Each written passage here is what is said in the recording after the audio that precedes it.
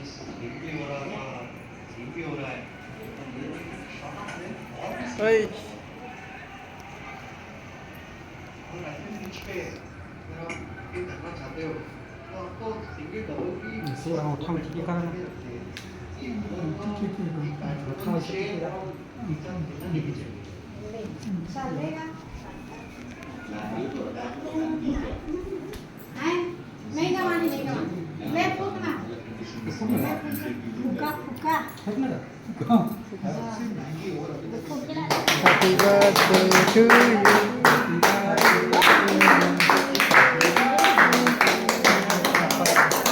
happy birthday to you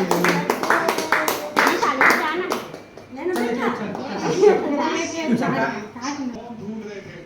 और आप आइए अपने फॉर्म को अपनी पहली मैच में ही पकड़ लिए कि इससे बेहतर क्या होगा तीसरी विकेट नोकिया के खाते में और इसे दूर एक स्टंप की तरह जाता गेंद था आ रही थी एक साधारण सी गेंद हाफ वॉली थी उसे कंट्रोल के साथ नहीं खेला असलंका ने और सीधा कैच थमा बैठा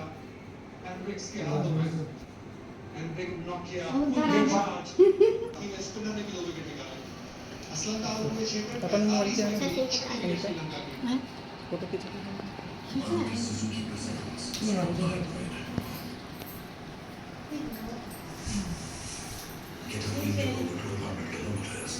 वीडियो बनाते हैं